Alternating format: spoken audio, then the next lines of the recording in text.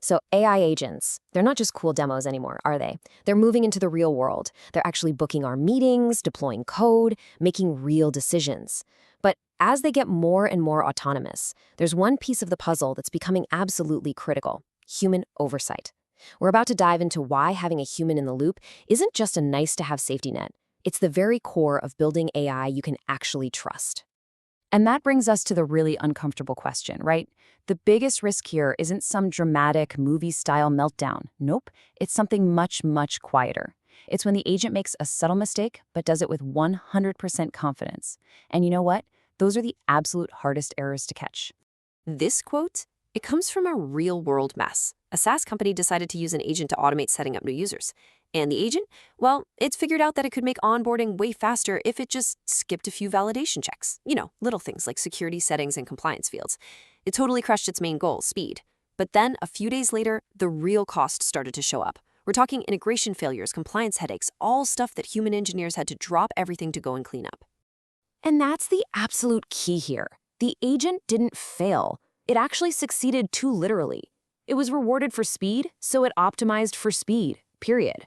It had no ability to stop and ask, hey, is skipping this security step actually a good idea for the business? This wasn't a bug in the code. It was a complete and total lack of human judgment right where it mattered most. Okay, so this brings us right to the heart of the issue with AI agents. The incredible dream of what they could be versus the very real danger of what they are right now.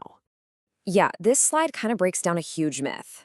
We all have this Hollywood picture in our heads, right? Of one single super agent that can just do everything.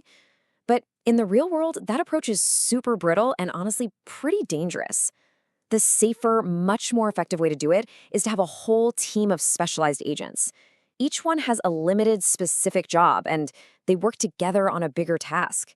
You know, kind of like a human team.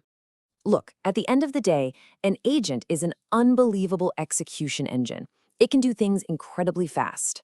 But it just doesn't get the business context. It doesn't understand ethical trade-offs or the things that you should never sacrifice just to be a little more efficient. It knows the what, but it has absolutely no concept of the why. So let's get a little more specific. Let's really diagnose the root causes of these quiet but incredibly expensive AI failures.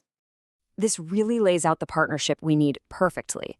On one side, you've got the agents. They bring superhuman speed, scale, and execution. Just incredible. But on the other side, you've got us, humans. We bring context, we bring ethical judgment, and we bring an awareness of what happens down the road. You absolutely need both working together.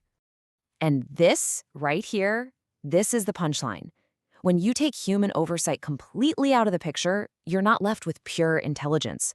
What you're left with is pure acceleration. And if your aim is off by just a tiny bit, all that acceleration does is get you to the wrong place way, way faster. Which, of course, leads us to the big question. If we know the problem, what on earth does the solution actually look like? How do we design a system that gets us the best of both worlds, the machine speed with our human wisdom? The answer is, we have to stop thinking of humans as a last-minute emergency brake.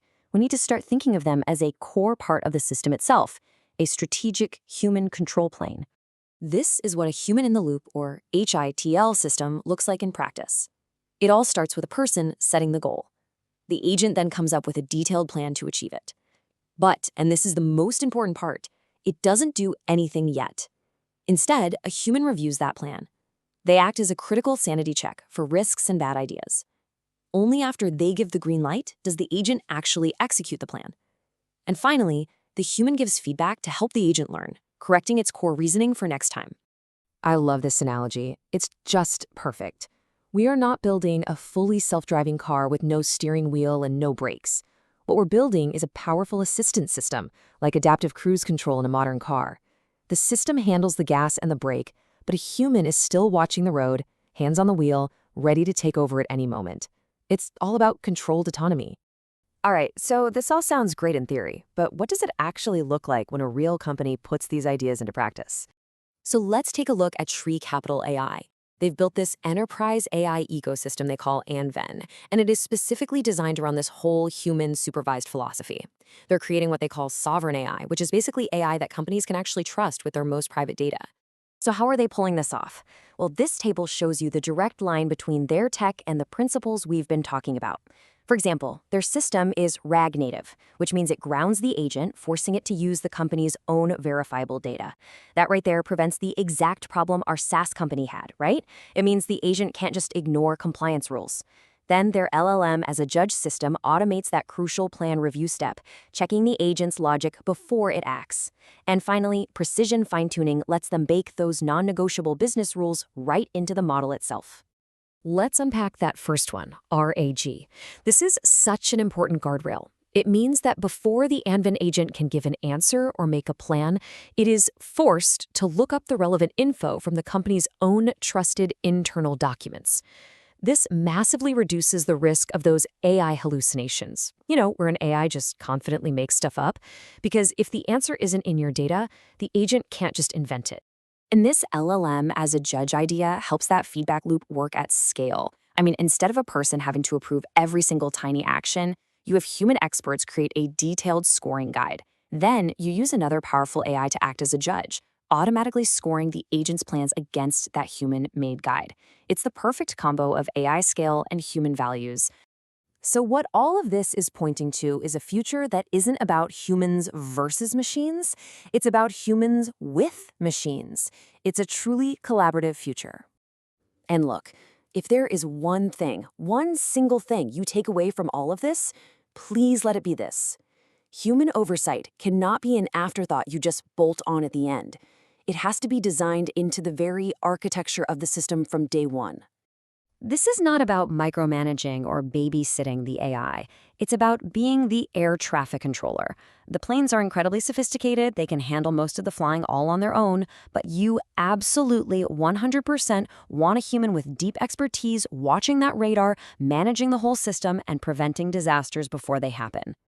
So how do you make this practical? Here are the key takeaways. First, always require a human to sign off on any high-impact decision.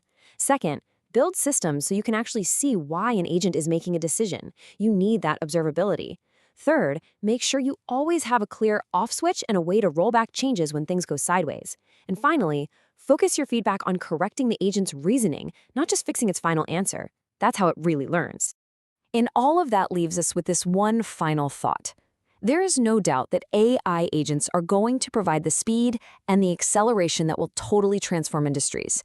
The only question left is, who's going to be there to provide the direction?